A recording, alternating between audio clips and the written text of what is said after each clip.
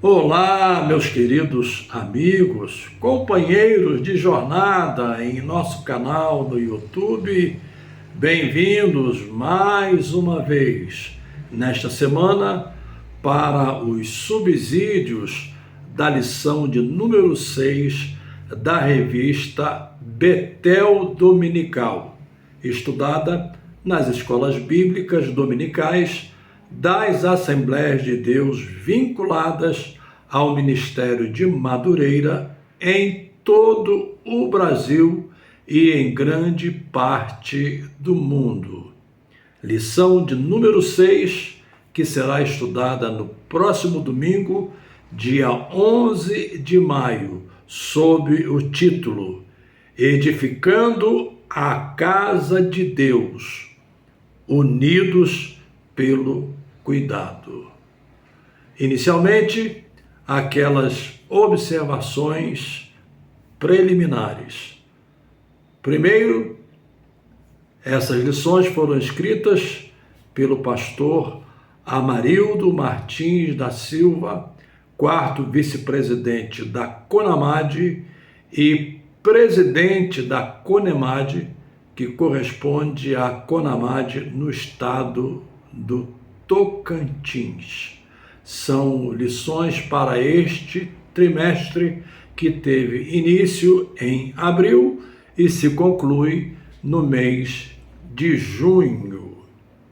Estamos tratando, de modo geral, sobre mordomia cristã. E aqueles lembretes que eu não posso deixar de recordar. Primeiro, se você ainda não é inscrito, inscreva-se no canal e ative o sininho para receber as notificações. Segundo, curta o vídeo, porque as curtidas somadas ajudam a alavancar a presença do vídeo nesta plataforma e alcançar outros públicos. Em terceiro lugar, também interaja conosco emitindo os seus comentários, até para que possamos perceber como é que os nossos telespectadores, para usar uma expressão do mundo da mídia, como eles estão recebendo o nosso material. E em quarto e último lugar, peço a gentileza de compartilhar este vídeo em seus grupos de WhatsApp para que outras pessoas que recebem também material de apoio para as suas aulas na classe de escola bíblica dominical possam também dispor dos subsídios apresentados neste vídeo. Feitas essas preliminares, vamos de imediato entrar nos subsídios, já que não tratamos aqui de expor o comentário, senão de trazer algumas contribuições para subsidiar os professores diante de suas classes. Repetindo, a lição de número 6 tem por título Edificando a Casa de Deus, unidos pelo cuidado. Os textos de referência estão no capítulo 1 de Ageu e correspondem aos versos 2, 4, 5, 6, 7 e 9. É interessante também frisar o texto áureo. Subi o monte e trazei madeira e edificai a casa, e dela me agradarei e eu serei glorificado, diz o Senhor. Algumas coisas interessantes a serem observadas. Primeiro, estamos tratando do profeta Ageu. É um profeta pós-exílico, contemporâneo de Zacarias. E para entendermos o que significa profeta pós-exílico, é importante fazer uma retrospectiva dos 2 cativeiros que experimentaram tanto o Reino do Norte quanto o Reino do Sul. Quando falamos do Reino do Norte, estamos falando do reino que tinha por capital Samaria. Com a morte de Salomão e a ascensão de Roboão ao trono, houve uma cisão entre as 10 tribos do norte com as 2 tribos que ficaram no sul, Judá e Benjamim. Por isso, são chamados de Reino do Norte e Reino do Sul. No caso, o Reino do Sul, com capital em Jerusalém.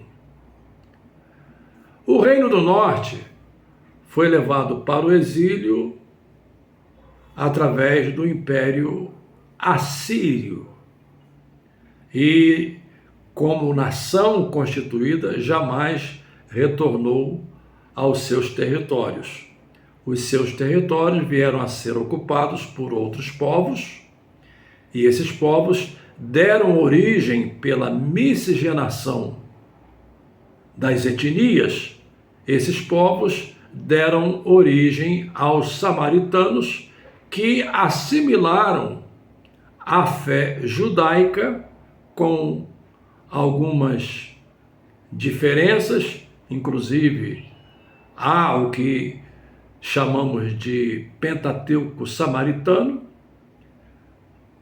e com essa miscigenação tivemos então um novo povo ocupando aquele espaço, o espaço das 10 tribos, com capital em Samaria. Já o Reino do Sul foi levado para o exílio mais de 100 anos depois, foi o ápice, por assim dizer, no ano 586 a.C., quando Jerusalém foi invadida por Nabucodonosor, o templo foi destruído e os judeus foram levados para a Babilônia, cumprindo-se a profecia de Jeremias, que previa o exílio por pelo menos 70 anos. Quando você lê o profeta Daniel, você descobre que ele entende, ao ler o profeta Jeremias, que o tempo do regresso chegara.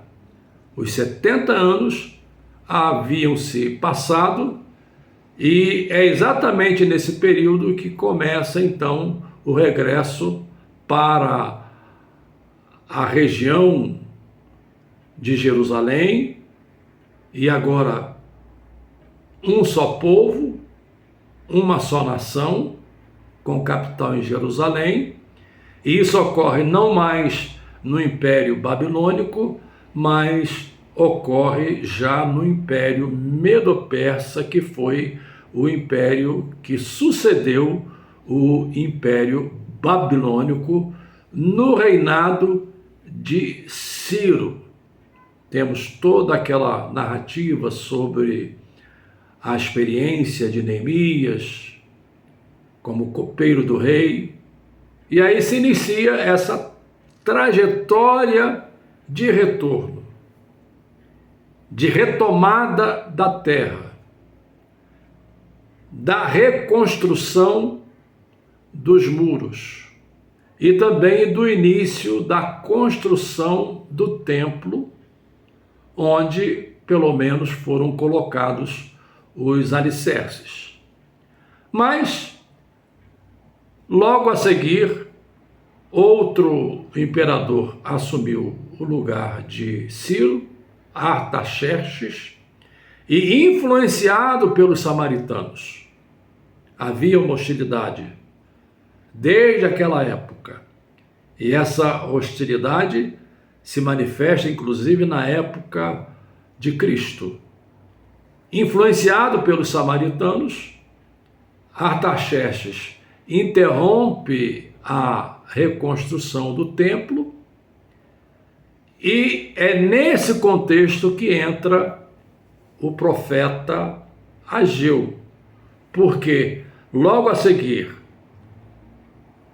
Dário sucede a Artaxerxes e determina outra vez a retomada da construção do templo.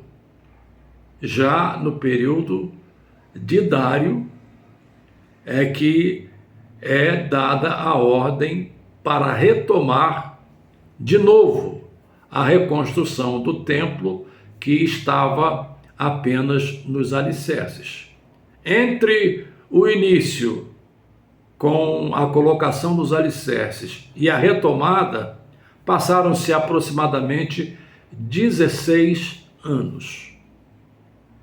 E nesse ponto, eu gostaria de introduzir uma outra questão. Por que a necessidade da reconstrução do templo? E aí você deve lembrar-se que o templo foi construído já no período monárquico. Embora Davi tivesse interesse de construí-lo e inclusive levantado recursos com essa finalidade, Deus deu essa tarefa a Salomão.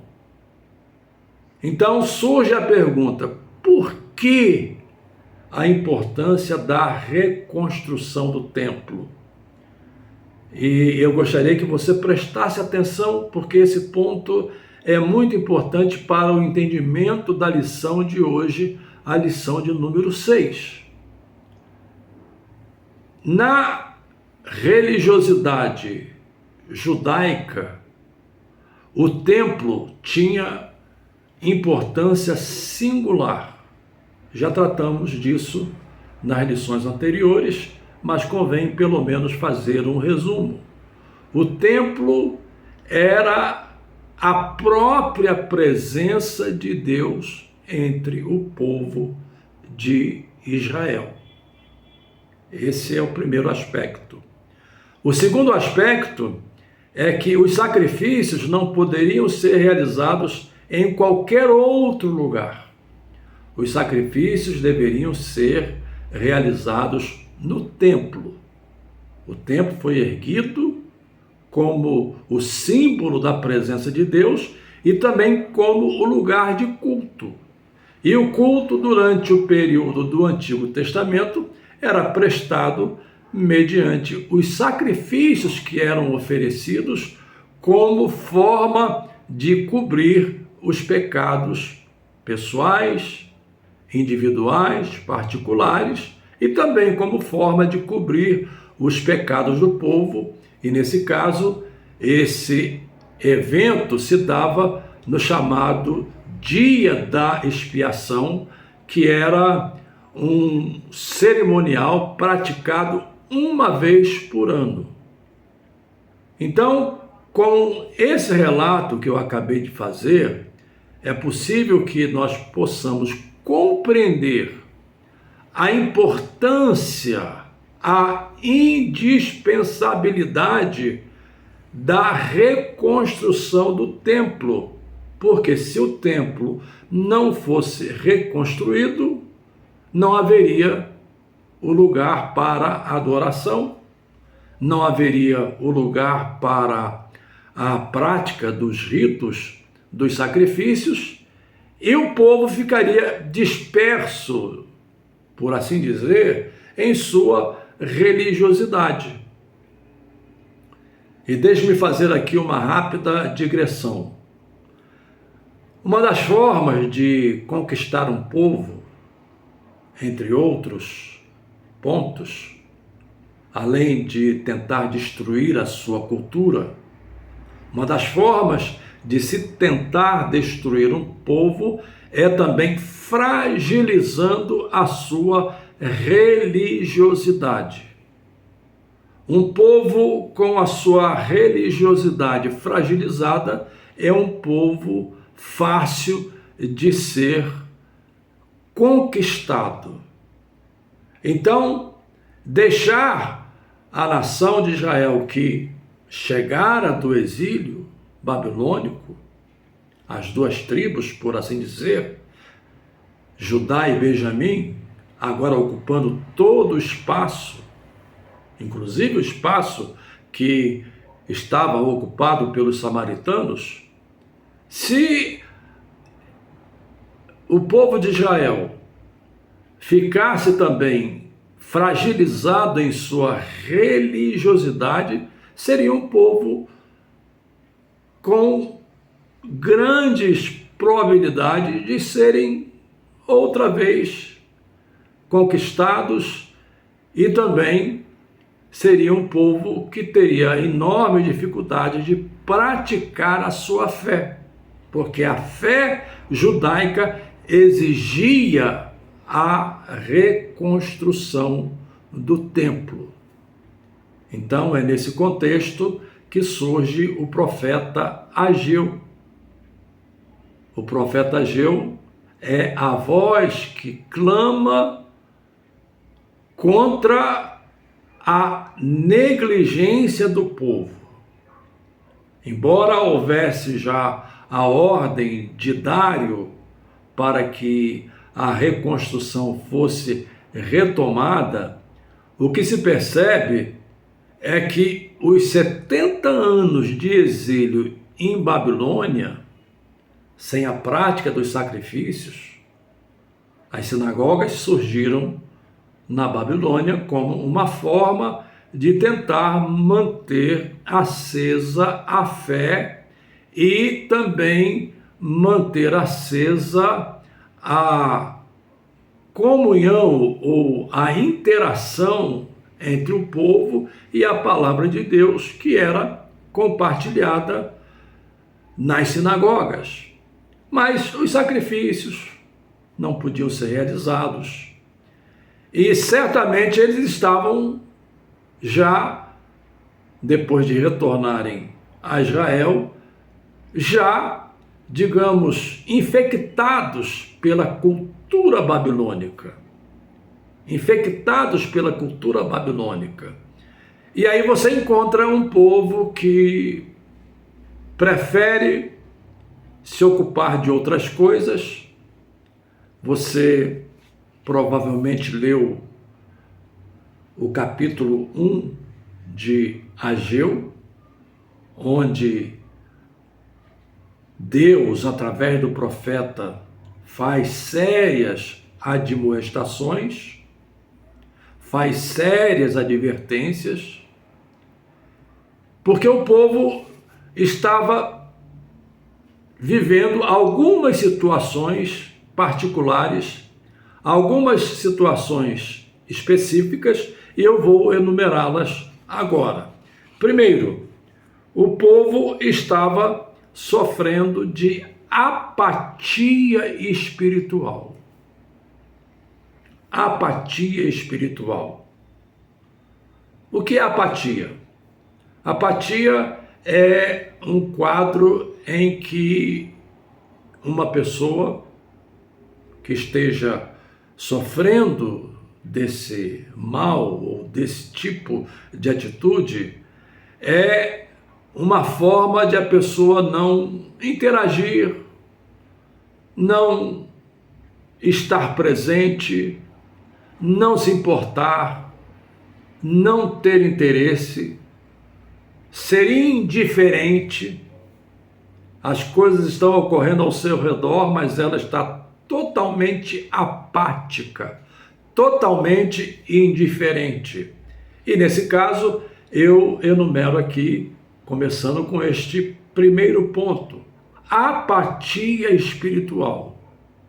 A vida na Babilônia, os costumes babilônicos, 70 anos sem a realização dos sacrifícios exigidos pela lei dada por Deus a Moisés. 70 anos sem terem um templo para o serviço da adoração.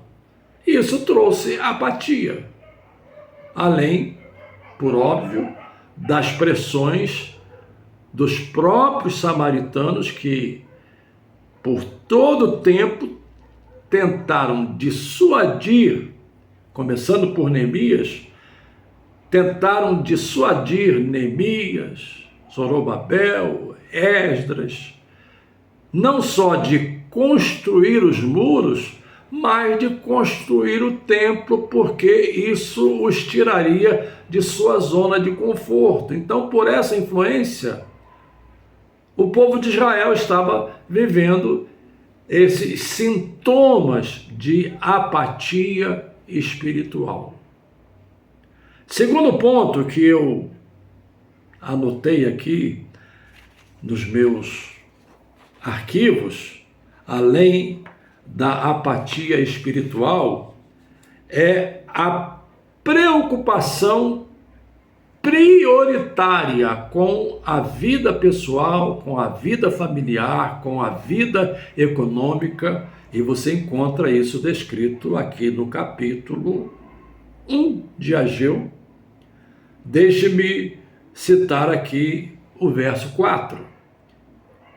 É para vós tempo de habitardes nas vossas casas estucadas, e esta casa há de ficar deserta? Veja que a pergunta feita através do profeta Ageu é uma pergunta retórica. Enquanto vocês estão preocupados em construir as suas casas, em cuidar da estética de suas casas, até para habitar nelas, por óbvio, enquanto vocês estão preocupados com isso, a minha casa, ou esta casa, vai ficar deserta? E você encontra o contexto disso no verso 2. Assim fala o Senhor dos Exércitos, dizendo: este povo diz, não veio ainda o tempo em que a casa do Senhor deve ser edificada. Ou seja, desculpas evasivas, justificativas para a sua apatia espiritual e para a sua priorização pela vida pessoal, pela vida familiar e pela vida econômica, esquecendo-se da casa de Deus, esquecendo-se que a construção do templo era indispensável para que o culto fosse outra vez restaurado à nação. E eu diria que essas evasivas são também evasivas muito parecidas com as que escutamos hoje. E a minha memória me leva ao Novo Testamento, àquela narrativa daquele Senhor que faz um grande banquete e convida pessoas para virem participar do banquete,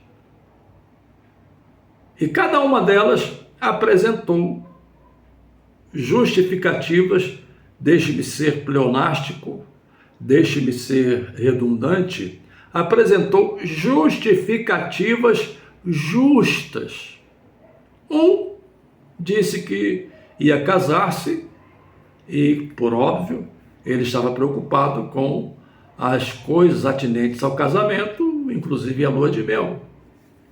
O outro compraram um campo e, por óbvio, ele precisava preocupar-se com as questões da transação comercial, inclusive até verificar o campo, as condições do campo ou as condições do terreno. O outro comprara juntas de bois. Naquela época se arava a terra com juntas de bois e, por óbvio, ele tinha de olhar a qualidade dos bois, se era de fato uma boa compra. Eu pergunto, não eram justificativas justas, motivos justos? Quantos de nós também apresentamos tantos motivos para deixarmos de congregar com os nossos irmãos? Eu poderia enumerar aqui uma série desses motivos. Por exemplo, trabalhei muito durante a semana, preciso descansar neste domingo. Outro exemplo, eu tenho que cuidar das compras de casa, porque só tenho o domingo disponível para isso. Outros exemplos ainda mais gritantes. Para que ir à igreja? Para ouvir as mesmas coisas, para ouvir os mesmos cânticos, para ouvir a mesma palavra, para ouvir a mesma mensagem. Mil desculpas, mil justificativas, e olhando do ponto de vista nosso, do nosso lado, do lado de cá, são justificativas, sendo redundante, uma vez mais, sendo pleonástico, uma vez mais, justificativas justas, pois eram justificativas parecidas com essas que os judeus apresentavam para negligenciar a construção do templo. Ou seja, para eles, o mais importante era pensar nas questões econômicas, nas questões familiares, provavelmente até buscando manter um bom relacionamento com os samaritanos que lá estavam, ocupando pelo menos a área referente ao norte do país. Eles estavam envolvidos por esses questionamentos e por essas justificativas e razões boas, digamos assim. Mas aí eu volto àquela narrativa do Novo Testamento, quando Jesus diz ao mordomo: olha, esses não querem, mas traga-me os paralíticos, os mancos, os doentes, os aleijados, porque eu quero que a minha casa se encha. Então, transpondo para a realidade de hoje, deixe-me aqui ser muito direto. Se você não quer, há quem precise. Se você não deseja, há muitos necessitados à beira do caminho. Se você já não tem interesse pelas coisas de Deus, há muitos que estão abatidos, quebrantados. E os fiéis, os remanescentes, esses devem pensar naqueles que estão à beira do caminho, quebrantados, alquebrados, caídos, feridos, machucados, e buscá-los e trazê-los para que a casa do Senhor se encha e essas pessoas sejam restauradas, sejam elas curadas, sejam elas transformadas.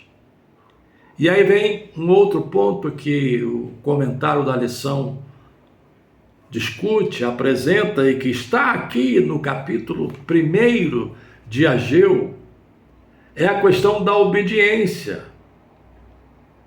Embora, me escutem por favor, embora o povo estivesse preocupado com as suas necessidades, com as suas prioridades, com os seus interesses, com a construção e a estética das suas próprias habitações, você encontra nos versos seguintes o Senhor simplesmente não só condenando, mas dizendo que os resultados de todo esse ativismo pessoal, familiar, doméstico, pensando apenas neles mesmos, todo esse ativismo era pouco produtivo. Essa é a expressão. Todo esse ativismo era pouco produtivo. Vamos aqui para o verso de número 6. Semeais muito e recolheis pouco. Comeis, mas não vos fartais. Bebeis, mas não vos saciais. Vestivos, mas ninguém se aquece. E o que recebe, recebe salário num saco furado. Verso 7. Assim diz o Senhor dos Exércitos: aplicai os vossos corações aos vossos caminhos. E vamos ainda para o verso de número 9. Olhastes para muito, mas eis que alcançastes pouco.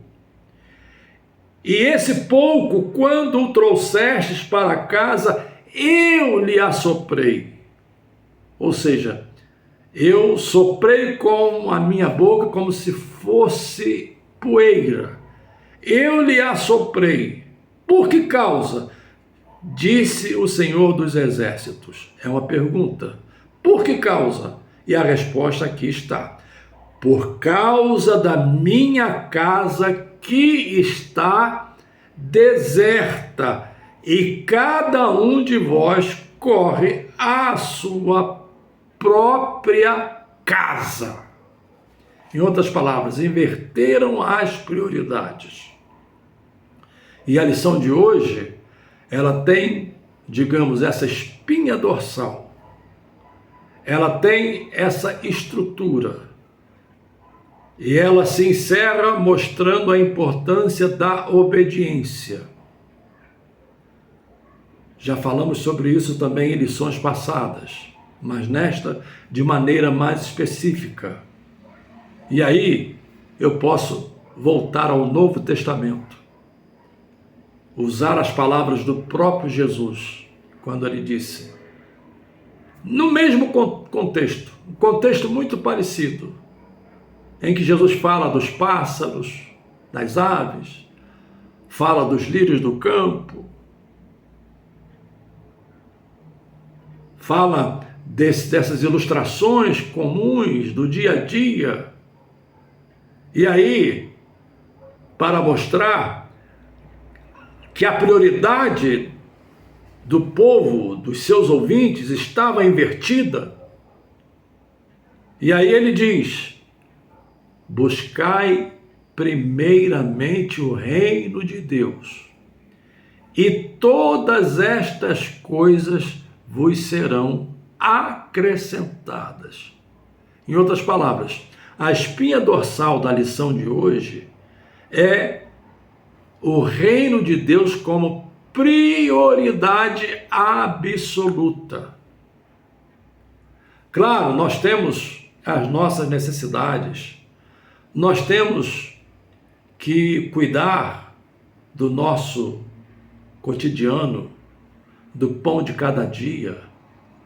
Mas muitas vezes a inversão de valores é feita de tal modo que essas preocupações se exageram no nível tal que o interesse não é meramente o pão de cada dia, mas é simplesmente a busca das riquezas.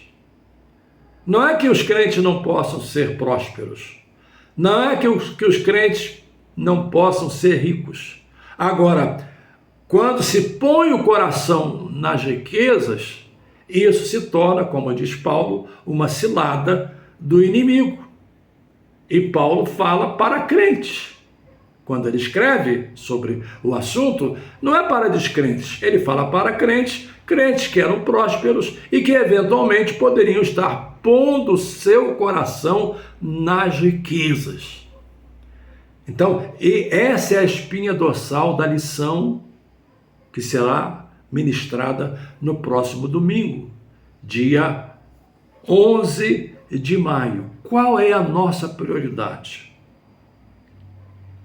Estamos buscando o reino de Deus? Estamos levando a sério a oração do Pai Nosso? Pastor, mas eu preciso cuidar da minha família. Pastor, eu preciso cuidar dos meus filhos. Pastor, eu preciso levantar recursos para adquirir uma casa. Eu preciso levantar recursos para adquirir um carro. E não há nenhum pecado nisso. Nada disso é ilegítimo. É ilegítimo quando os valores são invertidos. Mas quando buscamos primeiramente o reino de Deus, nós seremos um marido melhor, nós seremos um pai melhor, nós seremos uma pessoa que saberá cuidar melhor do dinheiro que recebe de Deus. O dinheiro é como uma semente. E Paulo, ao ensinar sobre isso à igreja de Corinto, mencionei na lição passada, Paulo diz que é Deus quem dá a semente ao que semeia. Então, é Deus quem provê os recursos para a nossa vida.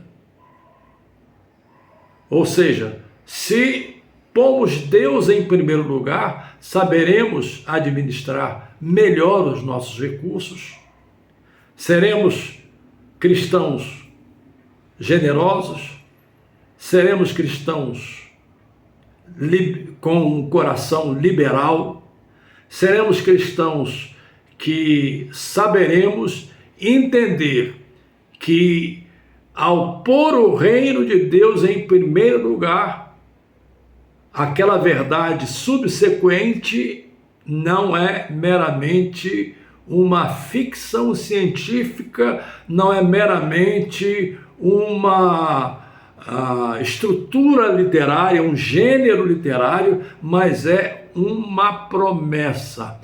Todas estas coisas vos serão acrescentadas, porque ao nos levantarmos pela manhã, nós vamos nos levantarmos pensando, Senhor, de que maneira eu posso honrar o teu reino hoje? No exercício da minha paternidade, no exercício do meu papel de marido, no exercício do meu papel de pai, no exercício do meu papel de avô, no exercício da minha profissão, seja como empregado, seja como empreendedor, seja como patrão, seja como empresário. O que é que tu queres de mim hoje? E a nossa perspectiva durante o dia será agir sob a perspectiva do reino de Deus. O templo foi reconstruído. O sistema de culto foi restaurado. E é exatamente esse ponto que eu quero enfatizar. Não podemos deixar de congregar, não podemos deixar de estarmos juntos com os nossos irmãos, não podemos deixar de cooperar, por exemplo, obra missionária, obra social. Às vezes pensamos aí no Bolsa Família, por exemplo. Se você juntar as igrejas, vamos pensar apenas no nosso segmento, sem envolver os outros segmentos, no Brasil todo, que trabalham com as cestas básicas, que fazem a campanha do quilo, como a nossa igreja mãe, eu falo pela igreja mãe, Igreja Matriz em Madureira, faz, tanto no dia de ceia, quanto através de doações financeiras feitas em dinheiro em espécie ou através do sistema bancário. Quantas famílias são ajudadas nesse Brasil todo? Pela igreja, por corações generosos, por corações que entendem que o reino de Deus é a sua prioridade.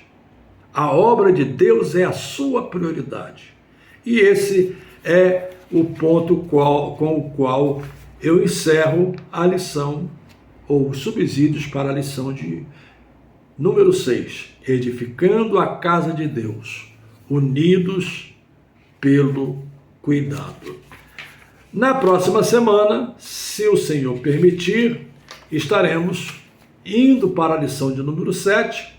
Eu não estou tratando muito de liberalidade, porque esse é o tema da lição de número 7, que será estudada no dia 18 de maio, sob o título Liberalidade, uma atitude de gratidão e reconhecimento.